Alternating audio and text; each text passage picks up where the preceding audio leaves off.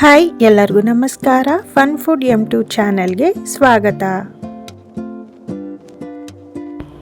ಈ ದಿನ ದೇವಸ್ಥಾನಗಳಲ್ಲಿ ಬಡಿಸುವಂತಹ ರುಚಿಯಾದ ಸಾಂಬಾರ್, ಈರುಳ್ಳಿ ಬೆಳ್ಳುಳ್ಳಿಯನ್ನು ಬಳಸದೆ ಮಾಡುವಂತಹ ಸಾಂಬಾರ್, ಹಾಗೆ ಫ್ರೆಶ್ ಆಗಿ ಮಸಾಲೆನ ಹುರಿದು ಮಾಡುವಂತಹ ಸಾಂಬಾರನ್ನ ಮಾಡ್ತಾ ಇದ್ದೀನಿ.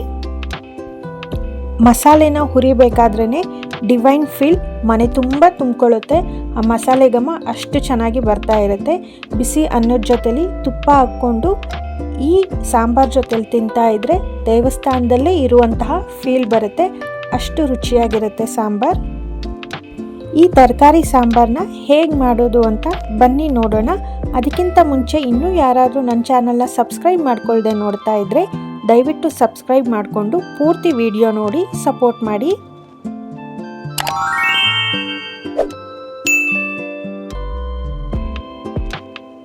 ಒಂದು ಕುಕ್ಕರ್ ಇಟ್ಕೊಂಡಿದ್ದೀನಿ. ಅದಕ್ಕೆ ಎಲ್ಲ ತರಕಾರಿಗಳನ್ನ ತೊಳೆದು ಹೆಚ್ಚಿ ಇಟ್ಕೊಂಡಿದ್ದೀನಿ. ಇದಕ್ಕೆ ನಾನು ಬಳಸ್ತಿರುವಂಥ ತರಕಾರಿ ಕ್ಯಾರೆಟ್, ಬೀನ್ಸು ಮತ್ತು ಮಂಗಳೂರು ಸೌತೆಕಾಯಿನ ಬಳಸ್ತಾ ಇದ್ದೀನಿ.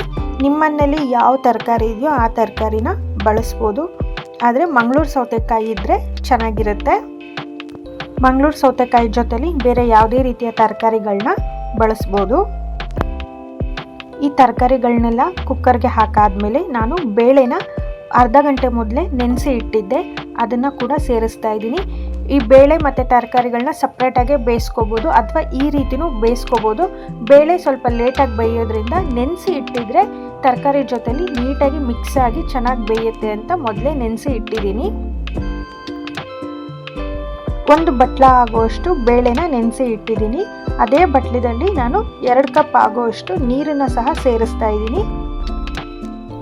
ಬೇಕಿದ್ದರೆ ಇನ್ನೂ ಹೆಚ್ಚಿಗೆ ನೀರು ಸೇರಿಸ್ಬೋದು. ತರಕಾರಿ ಮುಳುಗುವಷ್ಟು ನೀರು ಹಾಕಿದ್ರೆ ಸಾಕಾಗುತ್ತೆ.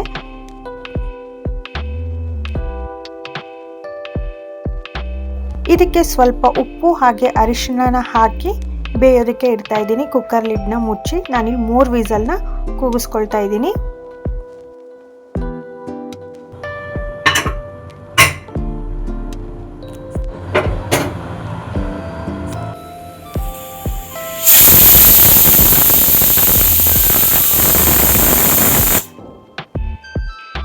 ಕುಕ್ಕರ್ ಕೂಡ ಕೂಗಿದೆ. ಅದು ತಣ್ಣಗಾಗುವಷ್ಟರಲ್ಲಿ ಮಸಾಲೆನ ಹುರ್ಕೊಳ್ತಾ ಇದ್ದೀನಿ. 2 ಸ್ಪೂನ್ ಕೊತ್ತಂಬರಿ ಕಾಳು, 1 ಸ್ಪೂನ್ ಆಗುವಷ್ಟು ಕಡಲೆಬೇಳೆ, 1 ಸ್ಪೂನ್ ಜೀರಿಗೆ, ಅರ್ಧ ಸ್ಪೂನ್ ಮೆಂತ್ಯಕಾಳು, 1/4 ಟೀ ಸ್ಪೂನಷ್ಟು ಮೆಣಸಿನಕಾಳು, 1 ಸ್ಪೂನ್ ಆಗುವಷ್ಟು ಉದ್ದಿನಬೇಳೆ. ಇಷ್ಟನ್ನು ಕೆಂಪಗಾಗೋವರೆಗೂ ಹುರ್ಕೊಂಡ್ರೆ ಸಾಕಾಗುತ್ತೆ. ಈ ರೀತಿ ಹುರಿದಾಗಿರುವಂತಹ ಕಾಳುಗಳನ್ನ ನಾನಿಲ್ಲಿ ಒಂದು 7ರಿಂದ 8 ಒಣ ಮೆಣಸಿನ್ಕಾಯಿ, ಬ್ಯಾಡಗಿ ಮೆಣಸಿನ್ಕಾಯಿನ ಸೇರಿಸ್ತಾ ಇದ್ದೀನಿ. ನಿಮಗೆ ಖಾರ ನೋಡಿಕೊಂಡು ಹಾಕ್ಕೋಬೋದು. ಗುಂಟೂರು ಮೆಣಸಿನ್ಕಾಯಿ ಮತ್ತು ಬ್ಯಾಡಗಿ ಮೆಣಸಿನ್ಕಾಯಿನ ಮಿಕ್ಸ್ ಮಾಡಿ ಸಹ ಸೇರಿಸ್ಬೋದು. ನಾನಿಲ್ಲಿ ಬ್ಯಾಡಗಿ ಮೆಣಸಿನ್ಕಾಯಿ ಮಾತ್ರ ಸೇರಿಸ್ಕೊಂಡಿದ್ದೀನಿ. ಎಲ್ಲ ಹುರಿದಾದ್ಮೇಲೆ ಸ್ಟವ್ನ ಆಫ್ ಮಾಡಿ 1 ಕಪ್ ಆಗುವಷ್ಟು ಕಾಯಿ ತುರಿನ ಹಾಕಿ ಆ ಪ್ಯಾನ್ ಏನು ಬಿಸಿ ಇದೆ ಅದಕ್ಕೇ ಹುರ್ಕೊಳ್ತಾ ಇದ್ದೀನಿ. ಇದು ಹುರಿದಿರುವ ಮಸಾಲೆ ಸ್ವಲ್ಪ ತಣ್ಣಗಾದ್ಮೇಲೆ ಒಂದು ಅರ್ಧ ಟೀ ಸ್ಪೂನ್ ಆಗುವಷ್ಟು ಇಂಗನ್ನು ಸೇರಿಸ್ತಾ ಇದ್ದೀನಿ. ಇದ್ರ ಜೊತೆಯಲ್ಲಿ ಖಾರದ ಪುಡಿ 2 ಸ್ಪೂನ್ ಆಗುವಷ್ಟು ಸೇರಿಸ್ತಾ ಇದ್ದೀನಿ. ಖಾರದ ಅಂಶ ಗುಂಟೂರು ಮೆಣಸಿನ್ಕಾಯಿ ಏನಾದರೂ ಹಾಕಿದ್ರೆ ಖಾರ ಬರುತ್ತೆ. ಇಲ್ಲಿ ನಾನು ಬ್ಯಾಡಗಿ ಮೆಣಸಿನ್ಕಾಯಿ ಹಾಕಿರೋದ್ರಿಂದ ಖಾರ ಅಷ್ಟಾಗಿ ಬರಲ್ಲ, ಹಾಗಾಗಿ ಖಾರದ ಪುಡಿನ ಸೇರಿಸ್ತಾ ಇದ್ದೀನಿ. ಜೊತೆಲಿ ಸ್ವಲ್ಪ ಅರಿಶಿಣ, ಹುಣಸೆ ಹಣ್ಣನ್ನು ಸಹ ಸೇರಿಸಿ ಈ ರೀತಿ ನುಣ್ಣಗೆ ರುಬ್ಬಿದ್ದೀನಿ. ಕುಕ್ಕರ್ ಸಹ ಆರಿದೆ. ಇವಾಗ ನೋಡಿ ಓಪನ್ ಮಾಡಿ ತೋರಿಸ್ತಾ ಇದ್ದೀನಿ.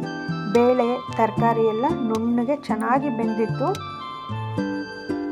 ಈ ರೀತಿ ಬೇಳೆ ನೆನೆಸಿ ಹಾಕಿದ್ರೆ ತರಕಾರಿ ಜೊತೆಲಿ ಈ ರೀತಿ ಚೆನ್ನಾಗಿ ಬೆಂದ್ಕೊಳ್ಳುತ್ತೆ. ಎಲ್ಲ ತರಕಾರಿಗಳನ್ನ ಹಿಚ್ಚಿಟ್ಬಿಟ್ಟು ನೋಡ್ತಾ ಇದ್ದೆ, ತುಂಬಾ ಚೆನ್ನಾಗಿ ಎಲ್ಲನೂ ಬೆಂದಿತ್ತು. ಇದಕ್ಕೆ ರುಬ್ಬಿಟ್ಕೊಂಡಿರುವಂತಹ ಮಸಾಲೆನ ಸೇರಿಸ್ತಾ ಇದ್ದೀನಿ.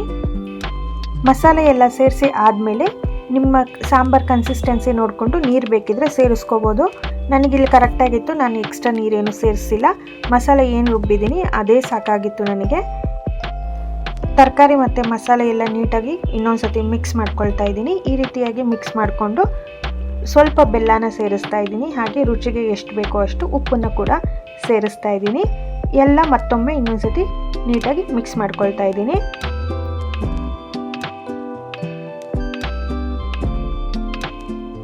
ಇಲ್ಲಿ ಒಗ್ಗರಣೆ ಕೊಡಲಿಕ್ಕೆ ನಾನು ಒಂದು ಪ್ಯಾನ್ ಇಟ್ಕೊಂಡು ಅದಕ್ಕೆ ಸ್ವಲ್ಪ ತುಪ್ಪ ಹಾಕಿ 2 ಸ್ಪೂನ್ ಆಗುವಷ್ಟು ಸಾಸಿವೆನ ಹಾಕ್ಕೊಳ್ತಾ ಇದ್ದೀನಿ. ಕರಿಬೇವು ಬೇಕಿದ್ರೆ ಹಾಕ್ಕೋಬೋದು. ಇಲ್ಲಿ ಈ ಒಗ್ಗರಣೆನ ನಾವೇನು ಸಾರು ಮಾಡಿದ್ದೀವಿ ಅದಕ್ಕೆ ಸೇರಿಸ್ತಾ ಇದ್ದೀನಿ. ಒಗ್ಗರಣೆ ಎಲ್ಲ ಸೇರಿಸಿ ಮತ್ತೊಮ್ಮೆ ಒಂದ್ಸತಿ ನೀಟಾಗಿ ಮಿಕ್ಸ್ ಮಾಡಿಕೊಂಡು ಲೋ ಫ್ಲೇಮಲ್ಲಿ ಮೀಡಿಯಮ್ ಫ್ಲೇಮಲ್ಲಿ ಕುದಿಸಿದ್ರೆ ಸಾರು ಘಮ ಘಮ ಅಂತ ದೇವಸ್ಥಾನಗಳ ಶೈಲಿಯಲ್ಲಿ ಮಾಡುವಂತಹ ತರಕಾರಿ ಸಾಂಬಾರು ರೆಡಿಯಾಗುತ್ತೆ. ಒಂದು ಬೋಲಿಗೆ ಕೂಡ ಹಾಕ್ಕೊಳ್ತಾ ಇದ್ದೀನಿ. ತುಂಬಾ ಚೆನ್ನಾಗಿ ಇತ್ತು, ಅಷ್ಟೇ ಸೊಗಸಾಗಿ ವಾಸನೆ ಕೂಡ ಬರ್ತಾ ಇತ್ತು.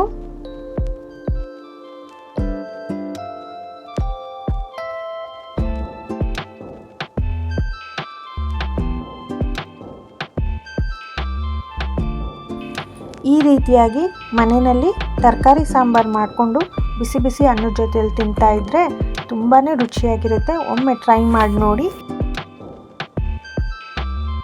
ಈ ಒಂದು ಪುಟ್ಟ ವಿಡಿಯೋ ನಿಮಗೆಲ್ಲ ಇಷ್ಟವಾಗಿದ್ದರೆ ದಯವಿಟ್ಟು ಲೈಕ್ ಮಾಡಿ, ಕಮೆಂಟ್ ಮಾಡಿ, ಶೇರ್ ಮಾಡಿ, ಸಬ್ಸ್ಕ್ರೈಬ್ ಕೂಡ ಮಾಡಿ, ಹಾಗೆ ಹೈಪ್ ಕೂಡ ಮಾಡಿ. Thank you.